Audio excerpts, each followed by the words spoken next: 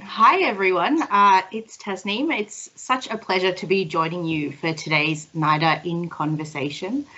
Before we begin, I just wanted to acknowledge that we are meeting today on Aboriginal land. I am sitting here in beautiful, sunny Ngunnawal country, and this always was and always will be Aboriginal land. And it's such a privilege to join you from here, where we all get to make art and tell stories together. Speaking of Ngunnawal country, I am joined today by David Finnigan, who is a writer and theatre maker, also from Ngunnawal country here in Australia. He writes plays, creates performances, and develops games at the intersection of science and art. He has been a Churchill Fellow, an Australia Council Early Career Fellow, and winner of the 2017 Griffin Playwrights Award for Kill Climate Deniers.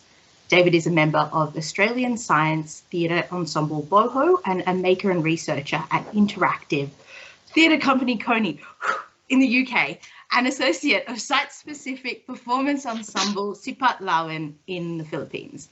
He's worked with scientists and community groups, schools and corporations, and all over the world, from Stockholm to Shanghai, and it's such a pleasure to have him join us today from the same time zone.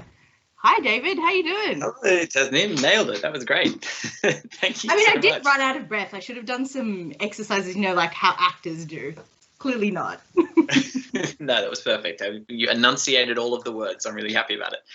Thanks so much for having me. I'm on Wurundjeri land at the moment, but yes, as you say, I'm from Ngunnawal country too. And what is it? Because you have been based kind of all over the place over the last 15 or so years, and you're back here. What are you working on? What are you working on at the moment? What brings you back home? Well, I was in the UK last year. I got caught in the sort of COVID chaos over there. I was one of the Australians that was unable to come back, so I had, I think, about 9 tickets get cancelled one after the other across the course of last year, and finally made it home this year. So I didn't kind of come home for anything other than to sort of be here and see people and be with family.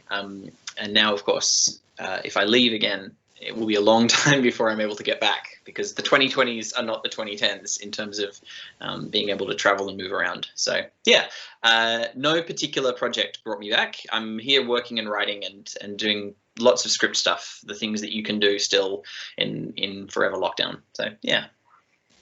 That it is very nice to be able to, I guess, come back and reconnect. I know that for a lot of friends who are Australians overseas, it's been a really stressful, difficult time.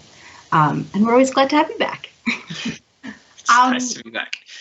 I think one of the things that I find really interesting is your process and the breadth of your practice. So I'm just going to read a section about you in your own words, because I think you sum it up really nicely. So, I'm a playwright, storyteller, and game designer. For the last decade and a half, I've worked with government, business, and research institutions to model complex systems and future scenarios. I turn these models into rich experiences for people to engage with using narrative, design, and interactivity. Presented as games, performances, and workshops, these models are designed to help people understand the systems they're part of, to help them make better decisions, and to train useful skills. So I was going to do a little summary, but I think you did it much better than I did. How do you, I guess, come up with ideas or things that you're interested in? Like, do you match them up to commissions? Do people come to you? What is the process of taking the things in your brain and making them into games, performances, workshops, and so on? Sure. Yeah. So I come from a devised theatre background. My kind of practice began in Canberra in the early 2000s, making theatre in the independent scene there, and that was a very sort of DIY community where we just made plays, and no one ever came to see them. That we just kept doing it, and at a point I was working really closely with 3 friends, Jack Lloyd, Michael Bailey, and David Shaw, and we created a company called Boho, and started working with scientists. It's about 2006. We were really interested in just sort of what would happen if we began talking with scientists, and we wanted to make a show about game theory at that time, a particular branch of science that studies decision making. And we went into a kind of deep research period with a group of scientists at CSIRO, and out of that produced this show, which we toured around to lots of festivals. But the process of working with those scientists was really, it was like a light bulb, because we kind of were suddenly taking in all of this fascinating material from outside our world, and trying to fold that into stories and turn that into something that was rich and meaningful and actually kind of resonant with people. So I've just been drawn back to that again and again. And that collective I still work with now includes Nathan Harris and Nikki Kennedy and Rachel Roberts. And we do all sorts of collaborations with scientists and researchers that involve usually long-term research processes. So we'll talk with scientists, we'll read a lot of material, we'll read books, we'll be in residence at research institutions or universities for months at a time, and we'll kind of take all of that and try and turn that into stories and games. So a lot of the ideas they do stem from either someone comes to us and says, look, we'd like you to create a project, we've got this particular area that we're interested in, or we've published this report, or we've kind of we're focused on these issues and we want to create something, a story or a narrative about it. Sometimes it comes from us. Sometimes we're just we're really drawn to a particular idea or a field of study, and we'll go to the scientists in that area and say, all right, can we talk to you? What's happening here? Yeah, I guess a lot of it stems from that just fascination and obsession with science. I think I'm really it's such an extraordinary practice, the world of science, which has so many parallels with the world of the arts. So for decades, I've been really I'm obsessed with scientists and science, and I'm kind of always, I'm such a fanboy. I love getting to kind of go and meet and talk and learn how these people are trying to make sense of the complexity of the world. And then really beautifully, that doesn't translate to theatre at all. Science, there's a reason why they produce science reports in journals and in these sorts of very dense, information-heavy formats. Theatre is not an information-heavy format in that way. And so trying to translate those ideas and those concepts and so on into a live performance is a huge translation challenge. And that's a lot of, I think, where the really interesting part of my practice comes from, trying to connect these two irreconcilably different worlds.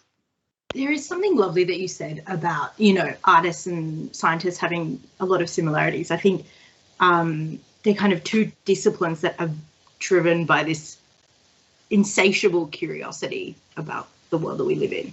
And I think, yeah, even though obviously our outputs are very, very different, there are lots of interesting parallels with how we go about finding, not necessarily answers, but ways to sate that curiosity. You spoke a little bit about Boho just now, and some of their artists who you've known and been working with for a long time.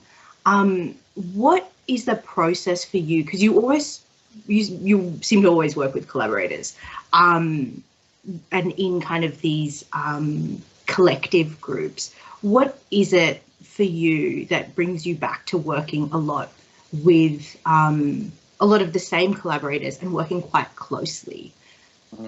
God, look, if you can find someone that you work well with, then in my experience, you just have to cling to them. You have to hold on desperately tightly, because it doesn't come along very often. And so, there are people who I've worked with over the years who, when we've sort of found something resonant in each other, we've just stuck. I feel like one lesson that kind of emerged, and this is coming from a kind of, as I say, I come from this DIY devised theatre world of Canberra in the 2000s, and one lesson that kind of came from working in that way and in that independent, unfunded space where there's no money and there's no opportunity for fame or success, is it's all about the relationships, and you really are building work because you love the people that you're working with. At a point, sometimes there's this moment where you might have to choose between the project and the relationship. And I think one lesson that kind of really got hammered into me, I think someone told me, but I also think I saw it play out, is you always have to choose the relationship over the project. If you've got someone that you can work with well, then whatever the project is, that's less important than the relationship. If you kind of put those relationships first and build them over long periods of times, then the first project you do with a new collaborator, it's probably not going to be that great. You're still learning each other's language. You're still kind of figuring out where your interests intersect and where they diverge. Then at a point, ideally, maybe 2 projects in, 3 projects in, you find that sweet spot where you really start to align with each other. That's what's worth kind of pursuing. So yeah, the Boho crew, we've worked together in this kind of current iteration with Nathan, Nikki, Rachel, and David Shaw. We've worked together really closely since 2011, and we've sort of traveled the world and lived kind of in each other's pockets and on tour in a million different cities, and been under extreme amounts of pressure. And I've seen those people in all sorts of headspaces, and they've seen me at my absolute worst. And if you can find people who you can work with like that and then still want to work with again later, I think you hold on to them. One thing though that has made Boho, and actually a lot of the collaborations I've worked in more recently, really sustainable, is many years ago when Boho first started having some, I wouldn't say success, we're not famous and we never will be, but when we started having a sort of sustainable practice where we would get commissions led to more commissions, and the work led to more work, and we knew that we had something that was kind of we could build on. And we had the option there to kind of actually grow that company into something formal and kind of, seek ongoing funding and kind of build a structure around it. And we actually chose to go the opposite way. We chose to kind of make it completely informal and make it an unstructured collective. So Boho now, the way it works is we work on projects. Projects will come up and someone will basically kind of put their hand up to lead a project, or someone will initiate a project within the collective, and they'll approach the rest of the group and say, there's this opportunity on the table or this idea that I'm working with, who wants in? And everyone agrees to come in to the amount that they are available and interested, and there's no expectation of ongoing commitment.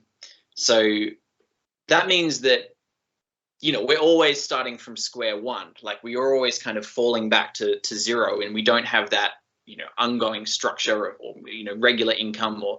But on the other hand, we don't hate each other.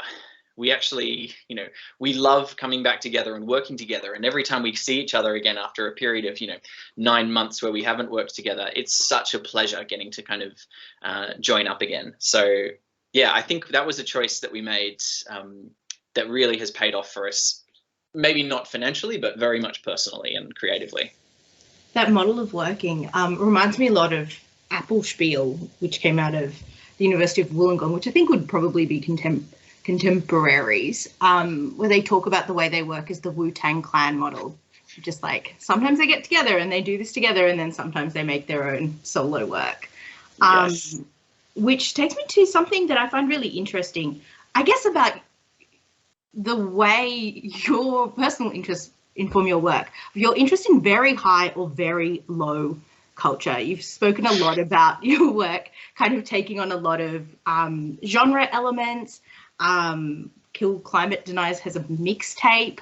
How does that inform the kind of work you do? And, you also just talked about how kind of dense and information heavy, the scientific concepts you're working with and research you're working with can be. Is that for you, like, something that you always wanted to do, like this kind of mashup thing, or is that something that you came to? Oh man, what a good question. First of all, I love that you've kind of pinned Apple Spiel as this sort of mix of high and low culture. I think that's absolutely right. If anyone watching this hasn't checked out Apple Spiel, then you absolutely need to. They are one of the best performance collectives in the country. They do incredible work. I think for me, the kind of high-low culture thing is probably something that I found myself at a point. I didn't ask to be there, and I probably wouldn't choose to be there. I think if you genuinely love the fourth wall realism, family drama model, then that's amazing, because you've got an audience built in. That people come to the theatre to see those works, and those works tend to sell, and the main stages program them because people want to see them. That's a really fantastic form to find yourself in. If that moves you and speaks to you, great. Unfortunately, that doesn't move me or speak to me, and I can't get excited about making that kind of work. I'd love to go see it, but I can't make it. I can't write realistic characters or three-dimensional story arcs. I just don't know how, and if I tried, I would be kind of killing the part of me that gets excited about writing. I watch trash. I watch awful garbage Hollywood and lo-fi genre films. I used to work in a video store back in the 2000s. I love that kind of, the Hollywood dreck. That's what I've sort of imbibed. And in a kind of a space where people sometimes talk about, like, you know, they take Greek myths and update them. I have never read a Greek play, I'm ashamed to admit. I've never read any of the kind of iconic ancient classics or any of those sort of myths and fables that are supposedly still resonant. For me, the myths and fables that I respond to are things like action movies and rom-coms. They're the kind of the forms and the stories that I feel have sunk into my bones. So when I want to tell a story, that's what I want to tell. I want to write a Matthew McConaughey early 2000s rom-com. That's the kind of thing that moves me, not particularly writing a realistic family drama. But then I'm also obsessed with, like, as you say, the sort of science and the kind of, especially the moment that we're living in, the big kind of moment of planetary transformation that we're currently experiencing. That's both awful and horrifying and also like extraordinary, unique in the history of the planet. And I want to talk about it, and I want to think about it, and I want to put it on stage and represent it. But the only form that I have to do that with is, sorry, there is a cat. Please never apologize for the presence of cats. Well, I can't, because it won't go away. The only form that I have to do that with is trash genre stories. So it's going to have to be lowbrow action films and kind of high school dance competition stories. That's what I wanted to. And that really is the thing that gets me excited too. If I go to a show, I want to see those kind of big action set pieces and love stories, and I want to kind of have all of that more than I want to have as a performance where it ends with a revelation of someone's sort of past trauma and characters yelling at each other at the end of a night. Again, I love that work, but I can't write it. I think it's funny because I think all of us, I swear, that's why genre films do so well. We love action. We love love. It's just nice to speak to someone who's like, yeah, that's what I do. That's what I like. Well, yeah. Like, I would love to watch another Chekhov, please. I don't know. Does it sell though? I certainly like, I think there are more and more of these starting to pop up, but you don't see them often on stages. And I think the reason for that is that they don't move huge tickets when they're put on stage. I could be wrong. I don't program main stages, and I don't have those sort of stats to hand. I'd be curious, but it seems to me that probably what does move audiences to book is those sort of traditional the fourth wall dramas. Yeah, again, I would love to write them, but I can't, so I have to write trash, and I'm quite comfortable with that at this point. Oh, trash is the best. I mean, we were just talking about the Lizzie McGuire movie before we went live, so you know. Yeah, so sorry, you were quoting a song from the soundtrack of the Lizzie McGuire movie that you promised you would be performing as part of this Night of Talks. I think that promise was an absolute lie, David. I believe I said I will not do that because I know what my skill set is, and singing is not one of them. Okay, we have a question from the audience, actually, that I might jump to. How have you found writing during the pandemic? It's to both of us, but I'm much more interested in your answer. Oh, I'm actually really fascinated as to how it's been for you, Tasnim. Can you? Yeah, what's your feeling? It's been really weird. Last year, I had more commissions than I've had before because there were a lot of donors and a lot of companies who'd realized that, we were falling through the gaps. And I was just lucky that I was on people's radars. And so I had this weird kind of survivor's guilt about it. And then I remember a much older actor who's kind of been around and has, weathered all kinds of ups and downs. It's just like, you know what, don't feel bad about it. because, you know, there are going to be times when things are going to happen for you, and there are going to be times when they don't, and they're going to happen for other people, and times when they don't for them. And it's just about writing that through. So, you know, no one begrudges you the fact that, you know, you have commissions at the moment or whatever, because it will shift, and it shifts for everyone. So guilt is not a useful feeling. I mean, I think guilt is a pointless feeling anyway, because it's about you, not the other person. But yeah, it was just useful to hear that from someone I respected, and from someone who'd weathered all kinds of storms living as an artist. But yes, how have you found writing? Well, I mean, but to that point, how has it been to write? You know, putting aside that guilt, what's it felt like putting words on the page at this point? It's been interesting because, I mean, it's hard to feel motivated when you see things not happening because everything is on pause. And so I think that's hard. And it is hard to kind of like build in a practice when you don't have the normal markers in your day that you might have. So I think that's difficult. And I think finding things to write about that feel like they matter enough is also hard sometimes. What about you? Yeah, well, I'd echo all of those challenges. I think this, I mean, you know, bluntly, this is a pretty kind of tough moment for theatre makers, and we're in I guess there was a wave of cancellations last year. Maybe some things crept back to life at the beginning of this year. There was a wave of cancellations more recently. I think we're now at the point where realistically, perhaps it's shown that theatre is quite a fragile medium, in the sense that theatre, maybe more than I personally had appreciated, relies on a degree of certainty about the future. You need to kind of confidently be able to say, this is what the world will look like in 3 to 6 months' time, when you've booked a venue and gathered a bunch of people, and you can confidently say that, yeah, there will be the ability to gather in places at that time. We can no longer do that, and that might come back in a year's time. It might take more like 2 or 3, or who knows, years. By which time a lot of the work that is produced or was written and produced, you know, I had a bunch of stuff, I'm sure you did too, on the slate that was either ready to go or kind of, you know, getting ready to go, and it's now period pieces. Like, you know, you wouldn't put on those plays. They're from the 2010s, and they no longer read anything about the situation we're in. And on the other hand, there's work that is very kind of knee-jerk about the pandemic, and that's probably, you know, not going to stand the test of time either. So we're at the point, I mean, you know what, there's 2 years of backed up work that was programmed and cancelled. So venues, I assume, are really sort of struggling to even handle the amount of material they have on their plates that they've committed to producing but haven't produced and can't produce. So it does feel tricky writing something in that world and being like, well, is this ever going to see the stage? And if not, what's the point of writing a play when a play script is a blueprint for performance? It has no value necessarily as a piece of text.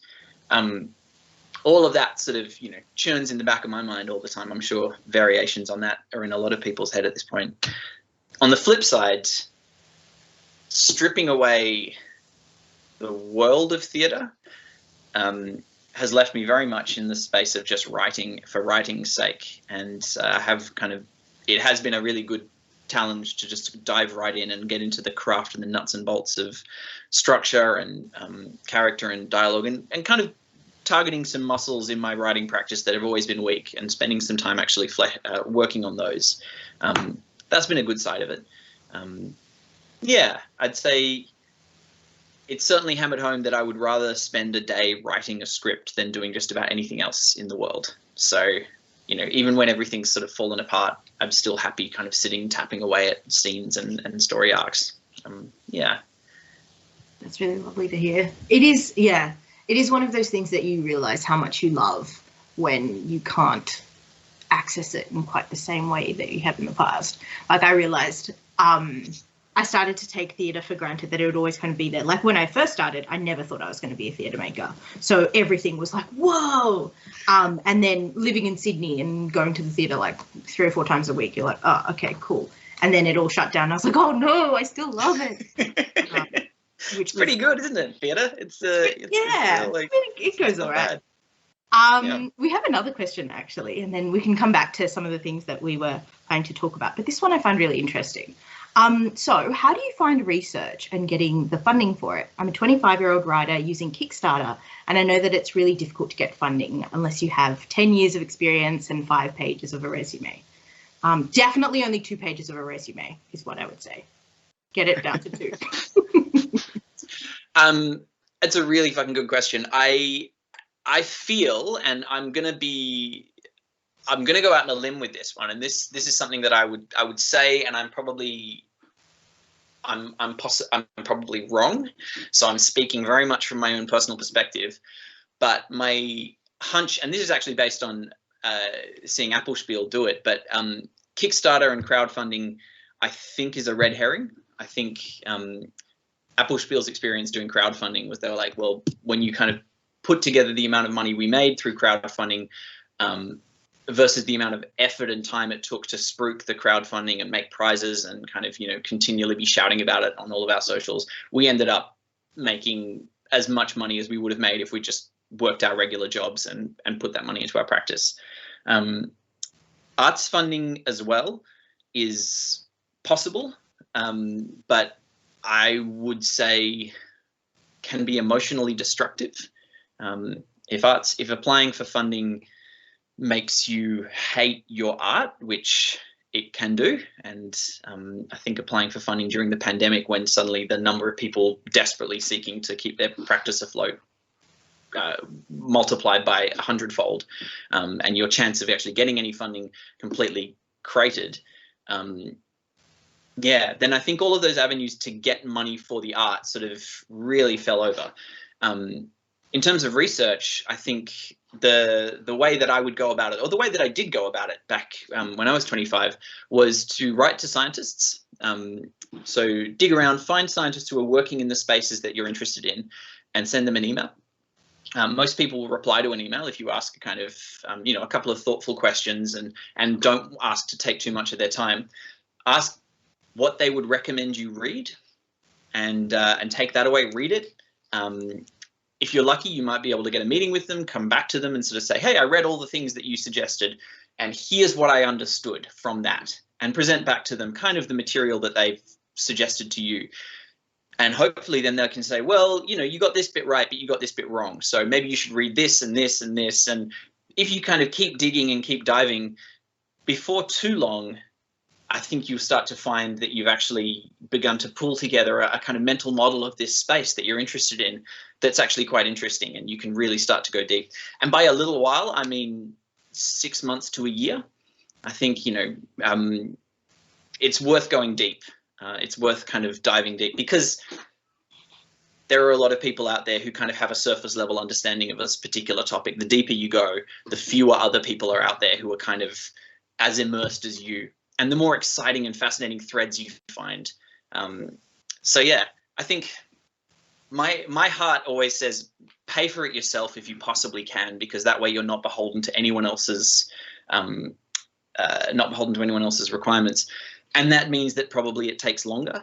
But actually, possibly things taking longer is not the worst thing in the world when it comes to research, because you are trying to sift information and extract meaningful things from technical language which you might not speak, the jargon and so on.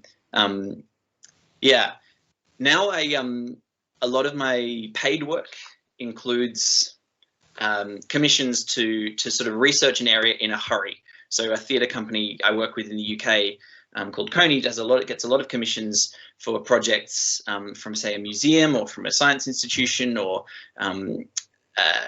where they've got a lot of material that they have to kind of make sense of in a hurry. And that's one of the things that I get hired to do, is to do the research and to turn that into a kind of a short report for the company that's like, all right, well, here are the key takeaways. One really worthwhile tip that I have that I'd never known about is just that almost every research institute and every kind of government institute and a lot of big organizations just publish PDF reports on their websites that no one ever reads. and you can be the person that reads those reports, and they are basically the best attempt that these organizations have at synthesizing their own research. They're often pretty dry and, you know, not very exciting, but again, if you're the person that reads those things, then that kind of puts you head and shoulders above everyone who hasn't read them. Sorry, yeah. That's a bit of a jag, but yeah, a lot of feelings. I think that that's a really useful way to kind of talk about quite a big question. I mean, because there's funding in there, and also how to make connections and really immerse yourself in this kind of work. And actually, the only way you can do that is by immersing yourself in that work. Yeah, and I think that point you made about funding is really interesting as well, because I did exactly the same. Like, I came up through also DIY methods. I think it's just a Canva thing. There's just not a lot around.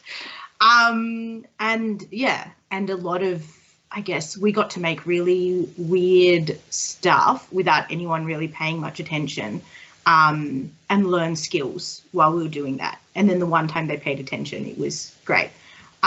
So yeah, I think there is something in that, like you said, of having the power to actually control what this process is yourself, and being able to take your time to make something. Someone also gave me the advice from Sydney to make all your early work in Canberra, because no one who matters sees it, which is kind of gutting. In retrospect, that is exactly what happened. And there's part of me that's like, oh, I'm really glad that no one saw that play that we made in 2003 that was terrible. But it is also, you know, there's a flip side to it, right? Like, I feel like if I'd come up in Sydney or Melbourne, or London, or scenes with big kind of active arts communities, that the horror of being at the bottom of this huge, like, ecology and seeing all these like superstars at the top and being basically worthless in that environment, that would be really psychically damaging. I think actually being in a small community and being in an independent space, no one goes to Canberra to make work because it's cool or to be seen. So you've weeded out a lot of dickheads from the start. Everyone who's there is doing it just because they love the work. And making work in that space, you feel like you're worth something, and you can kind of develop an aesthetic. You figure out what you're interested in.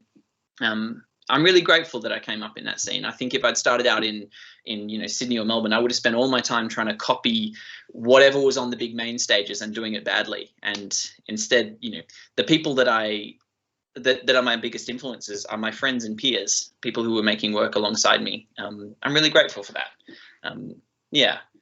Having said that, you know, Sydney and Melbourne are great. I'm not dissing these fine cities. I mean, you're in Melbourne right now, so exactly. Yeah. I mean, it's funny you say people don't see your early stuff, because I feel like I have a distinct memory of watching I think it was a reading of a play, Teenage House Party. Oh, right, yeah. Is that yours? That was me. Yeah. That was me. Me. And I took my mum to go see it, and we did not know what we'd walked into, and I just remember someone thrusting into the floor as if they were having sex at this party. I was like, oh, that's why someone tried to warn me and my mum when we first walked in, and he had just this look of like horror on his face that two women in hijabs had just walked in. He was like, they don't know what they've signed up for. So people do see your work, David, your early work. So you mentioned Kony, actually. I want to ask you about it because it has a very kind of broad remit, it would seem, in terms of the kinds of work they do and the artists they work with. Can you tell me a little bit about what you do with them and some of your work with them over the last few years? Yeah, so Coney is a company based in London. It's described as an agency of play. So they come from theatre, they come from interactive theatre, that world, but they kind of make interactive things of any kind, games, performances, workshops, and they happen kind of anywhere. They happen online, they happen in theatres, they happen on the street, wherever people gather. That's the word for it. So Tasnim Hossain is the director of the company. He's an amazing maker, a really fascinating thinker about the craft of gameplay and performance. And so he's sort of led this company and has branched out into all sorts of different areas. My work with them, I'm an associate artist, and I am often involved in the commission stuff that come in. So if for example, we were commissioned by the Wellcome Trust a couple of years ago to make a game.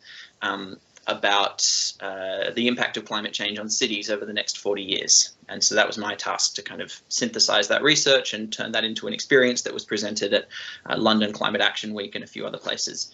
When the pandemic hit, Kony was actually really well placed to sort of shift everything remotely. We did, in the first sort of 6 weeks of the pandemic, the first 6 weeks of the pandemic hitting the UK, which is sort of March, April, we were doing a remote social every week, which was a sort of an event where Tassos and I would kind of come up with a format, and we just experimented with different ways of gathering people online and kind of made it our job to test out all the different tools, what the capacity and facility of each one was, and what kind of play you could generate through those tools.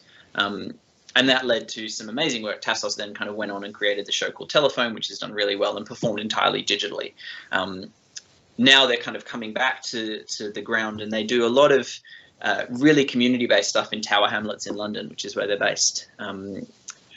So they've got a group called the Young Conys, run by Toby Peach, which is a lovely kind of collective of makers who are 8 to 13, I think, or 8 to 14 years old, who do beautiful work. So yeah, Kony is a kind of a really storied company in the UK scene.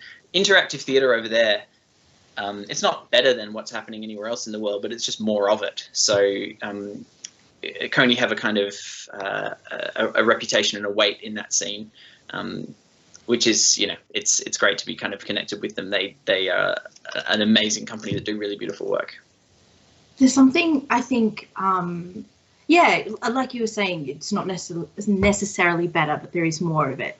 It seems like a part of practice that we don't really get to see as much of in Australia, in the current, which is a shame. I think it feels like a lot of emphasis is given to well-made plays or main stages, and everything that kind of engages in this really broad way is kind of seen as community theatre, which is like a bad thing, or like a less professional thing, or you need fewer skills, but actually it just feels like it's a different skill set and a different, I guess, reason for being. Yeah.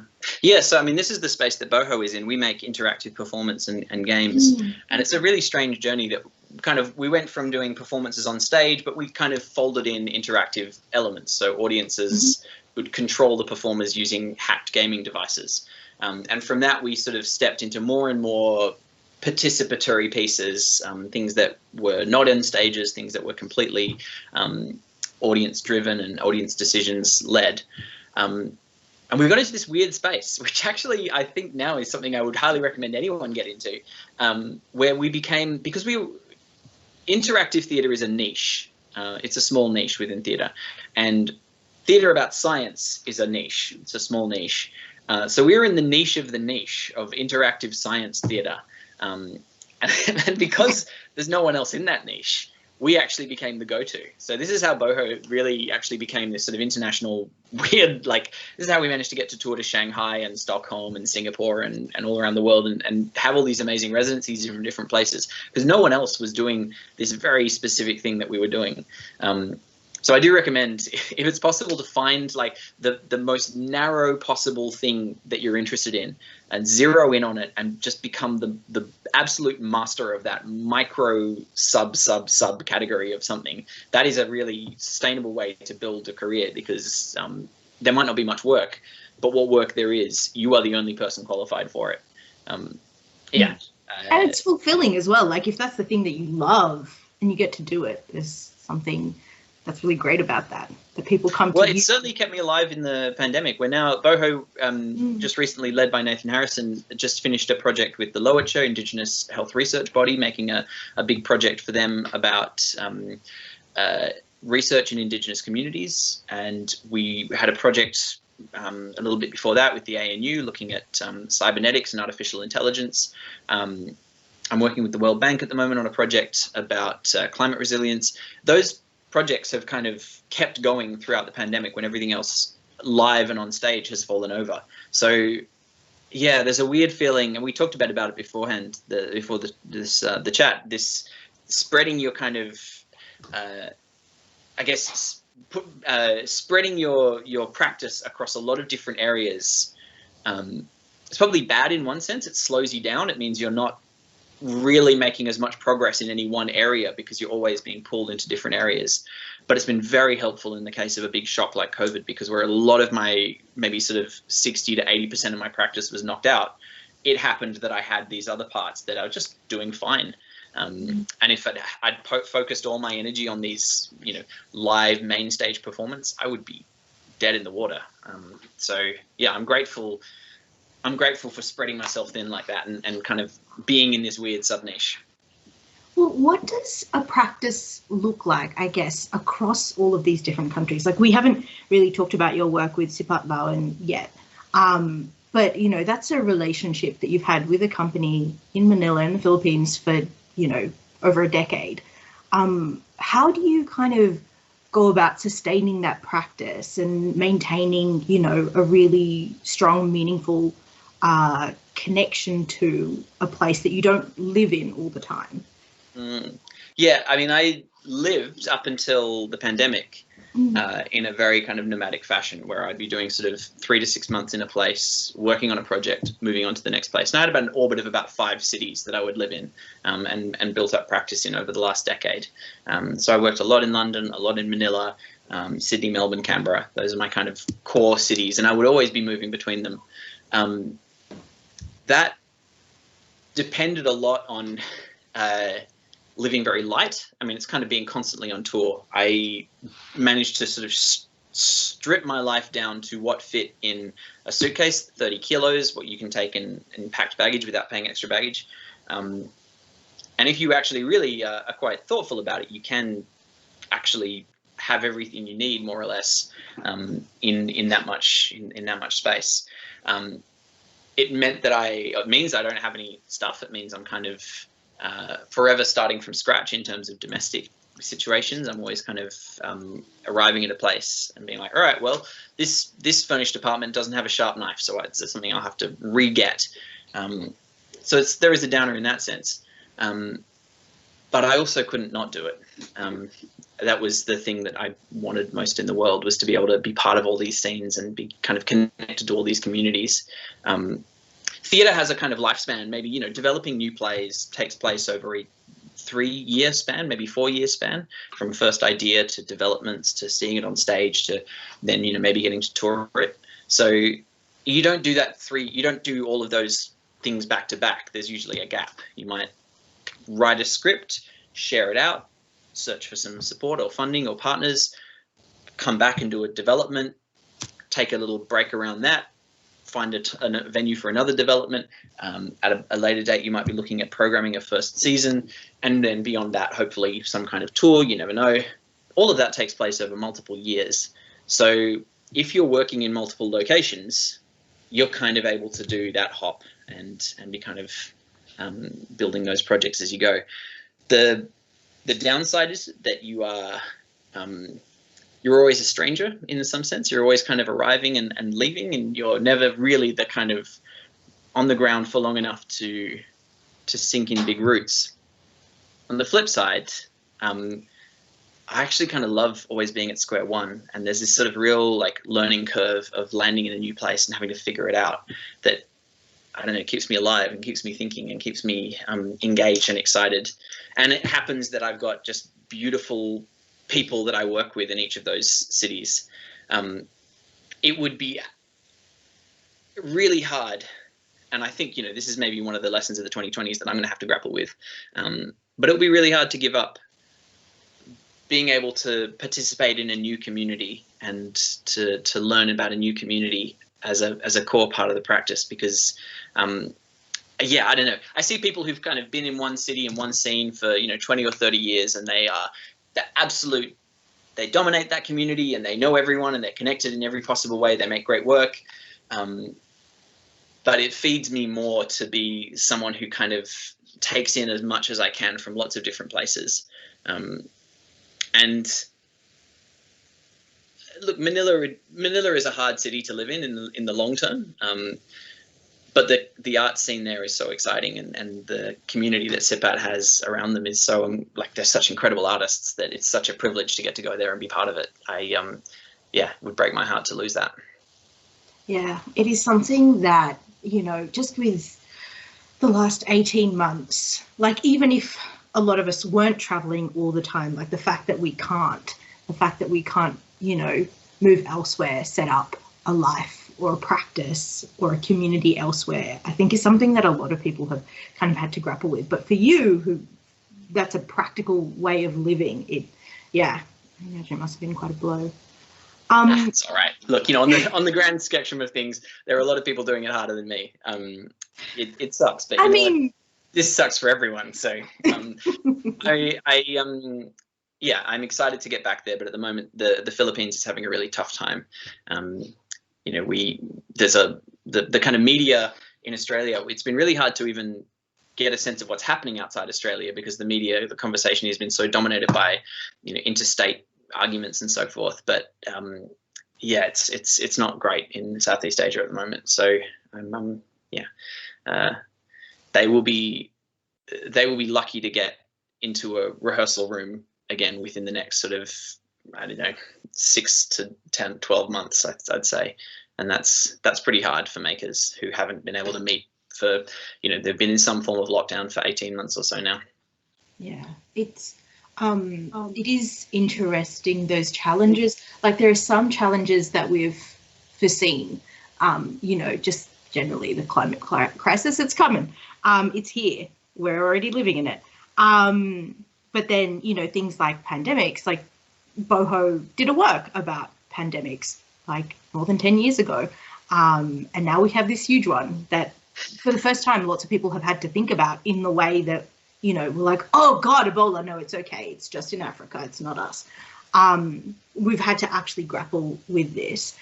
I wanted to talk to you about Kill Climate Deniers because it feels like that, you know, being from Canberra, having seen some of your early work, and, you know, having lots of mutual friends, I kind of always knew about your practice. And then being in Sydney and having this win the Griffin Award, get put on, people like, oh, David Finnigan, I've never seen his work before. It feels really interesting because this is like a kind of main stage thing that you, in the rest of your practice, almost seems like it sits a little bit outside of that. And that's when I talk to Sydney people, they're like, oh yeah, Kill Climate Deniers. Like, what was the process of putting that on, working with a whole new set of people who, like you said, you know, you come back to the same collaborators time and again because you've built these really strong relationships. What was it like passing the script over to a main stage company and a team that you've never worked with?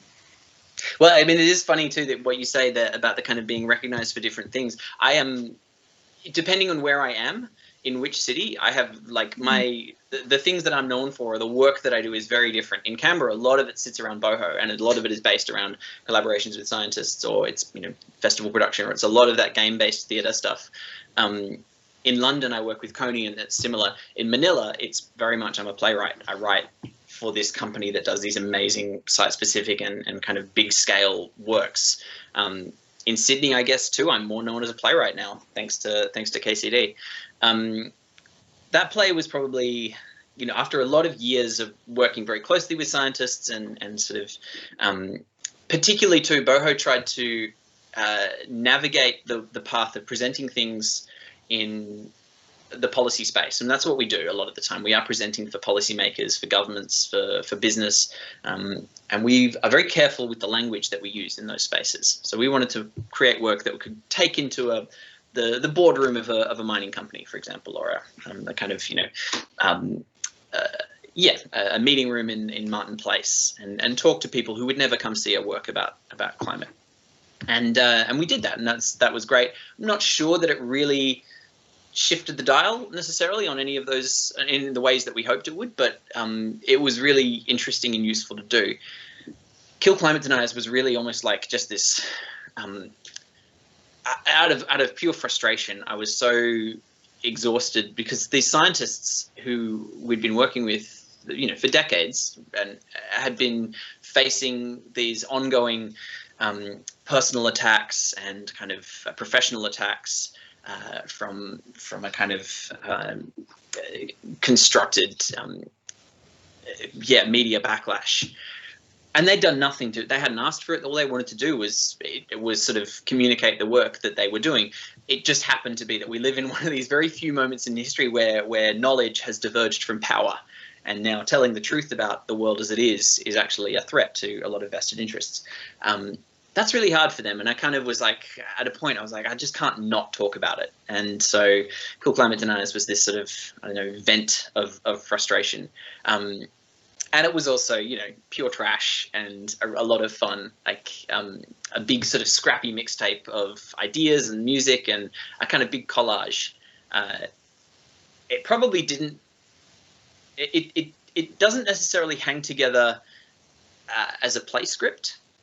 I think one thing that was interesting giving it to Griffin was, and you know, and Lee Lewis is incredible, and it was such a privilege getting to work with her. And I'm really sorry that I gave her that script, because when the play first sort of emerged in 2014, when it was commissioned by Aspen Island and Julian Hobber, there was a backlash from Andrew Bolt and this sort of right-wing media that escalated and kind of led to InfoWars in the US and Breitbart taking a swipe at it, and kind of a bunch of angry American climate deniers from Idaho and so on calling up Arts ACT and saying, how dare you fund this project. So it became really untenable to produce at that point, and no company would go near it. There were a couple of people from different theatres who read it and were like, it's a great play, we're not touching it. And that's fair enough. You know, that was at a point when Brandis had just swiped a bunch of money from Ozco, and everyone was, you know, doing their best to try and keep arts funding in this country alive. No one really needed to pick up that hot potato and back it. Like everyone, they had other priorities and commitments. As Lee has said a few times, Griffin was probably the only company in Australia that would take on that sort of shit-stirring challenge. And so when the play won the Griffin Award, I had rewritten it and had basically given up on it ever being produced. And at that point, I was like, well, if this play is never going on stage, I'm free to do anything on the page. And so I worked with Carmen Cooper and New Best Friend, a design company, and basically turned it into this sort of, I guess, bizarre collage of ideas and scraps and scenes. It was kind of like a, you know, I'd kept a Tumblr scrapbook of ideas for the play, and the play script is almost that Tumblr scrapbook. Pictures and graphs and bits of dialogue and scenes. It doesn't necessarily work as a play that you can just perform from beginning to end. And that, you know, in my practice working in the devised world, that would be okay, because you would normally be working on a project with close collaborators and you would build it together over time. But as a playwright, giving a script to a company, it's a different matter. So I gave the script to Lee, and we're like, well, you have to figure out how to stage this now. You're going to want to cut at least a third of it. I don't know which third. I don't know how you make it make sense. Good luck. And somehow she did, and the company did, and they made this incredible piece of theatre that could have been a complete shambles. So it was extraordinary to see, but it was, yeah, I wish I could say I wrote main stage theatre, but I wouldn't be surprised if that's the only shot I get, because the feedback I often get about my scripts is people are like, yeah, but how would you stage this? And I'm like, oh. Yeah, but also that's not your problem. That's I say that. Else turns out it is. It turns out, at least from some people's perspective, it is a barrier if they look at a piece of work and they're like, I don't know how to put this on stage. Then, you know, some people that's really exciting, some people that's really scary. Yeah. I have a couple of questions from the chat, and these will probably be our last questions, and they actually coincide quite nicely with what I was planning to ask you anyway. So the first one is, how do you balance the unsustainable nature of commissioned work? Do you have a day job or something? And I just think about some of your early bios with being pharmacy assistant, which you are no longer. And the other question is, you've both touched on the current challenges of practicing theatre and performance today. You've mentioned the climate crisis, the pandemic, and finding sustainable careers in theatre. I'm interested to know if you've been thinking about what role theatre, or your theatre making practice at least, might play in Australian society in the coming years. They are great questions. So in terms of commissions and so forth, I actually do live entirely off commissions. That's my entire 100% day job. The reason for that is, as I said, that niche of a niche thing. Like the work that has come out of Boho and out of the stuff I do with Kony and my own kind of practice evolving from both those things means that I have a network of people who commission work, and then other people in their network see it and so forth, and it travels on like that. So as I say, I've got a project now with the World Bank. I've got a project with another sustainable finance organization, making a game for them about banks and net zero and what it means for a financial institution to turn to net zero. So those are the things that keep me afloat. Theatre does not pay enough to keep me alive, and never will, as far as I know. It's unless you work in an arts administration role or in that kind of capacity, I don't think theatre, or you strike it big, which, you know, some of the people listening to this may, and most won't. So for me, the kind of the weird niche of a niche has led to becoming a completely sustainable side hustle, which wild, would not have expected. The question about the kind of role of theatre in the long-term future, Tasnim, I'd love to get your thoughts on this too. So, I mean, one response is to say that COVID is a sort of medium-scale shock of the kind that we are racking up a lot of in the next coming decades. The 2030s will be chaotic. The 2030s will be worse. The 2040s will be worse still. We're not going to see a new normal in the course of our lives. No one alive today will see a new normal, and probably no one alive today's children will either. Things will go more and more chaotic the older we get, and those shocks will get, on average, bigger and bigger, and the spaces between those shocks will get shorter and shorter. So every time we kind of readjust to cope with something, for example, like COVID, another big shock is on its way and a bigger one behind that. So I think theatre, as we've constructed it, will struggle in that environment. The theatre sector is not going to do well in the long term. People will always perform. Live performance is not going to go away, and, you know, once we can gather again, I would be shocked if we stopped kind of needing and wanting to tell stories in person. But the structures of theatre that we've kind of grown up around are not going to sustain. And the things that we learn, the pathways that we learn in schools and in kind of universities about how to navigate through this industry are going to become they probably already are irrelevant. All of the things that you learn in school or in university about your professional pathways, they are taught to you by people from pre-COVID era. They don't work now. They certainly won't work in 5 to 10 years, and they'll be completely forgotten in 15 to 20 years. So we're building it from scratch. And I guess I don't have any kind of concrete answers as to what that looks like. I think, you know, we're in this moment of, we're dealing with the short-term crisis of COVID. And so, you know, your eyes are very much like, how do I pay rent next month? How do I get this project that I'm dreaming about into some sort of shape so that it can get out into the world? And then there's the long-term picture, which is that actually this is the beginning of a very sort of steep roller coaster ride into the 21st century, and it's going to be a rocky century. So, yeah, I feel like if everyone watching this kind of threw in their answers into the chat and we had like 50 or 60 different answers, we might be starting to get somewhere. But I wouldn't trust my opinion the same I wouldn't trust anyone, particularly not any expert's opinion on this matter. Tasnim, what about you? Yeah, I mean, I think it's such a complex question. I, for a very long time, have had quite an unpopular opinion, which mostly I keep to myself, but I don't think art changes the world. I don't think it's that simple and straightforward. I think what art does is provide us opportunities to connect and to feel less alone and to find each other, which I think is useful and needed. And that's what we're going to need in the coming century, ways of working together, finding each other in spite of everything that's going to be in our ways. Like you said, all of these crises that are happening right now and that we, you know, thinkers have foreseen, but us, you know, we're pretending aren't going to happen. I think that's where it's useful. But yeah, I think it's an interesting thing to be a theatre maker now in 2021, where the thing that we actually do is just not happening across vast swathes of the country. And I think what is good is being nimble and finding different ways of using our skills, because we have these skills. Like, none of us are going to, I mean, some of us might be amazing, but none of us are going to be great accountants or whatever it is.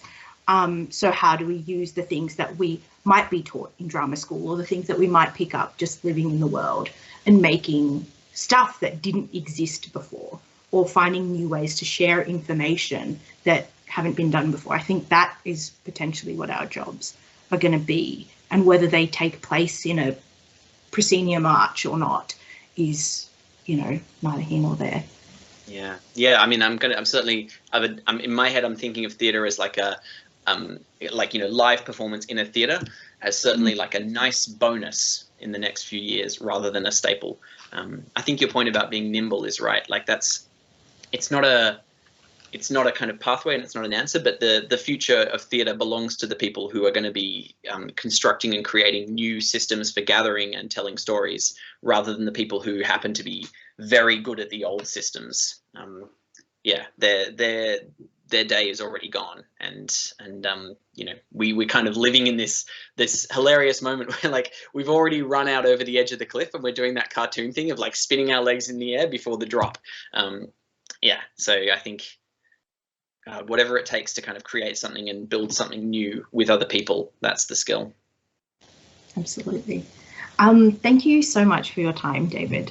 We've come to the end of our time. We've actually run over because this conversation is very interesting, and from the questions, I think there's a lot of interest as well. Thank you so much for joining us, David, and everyone who's tuned in. It's been a pleasure. Thank you so much. Take care, everyone.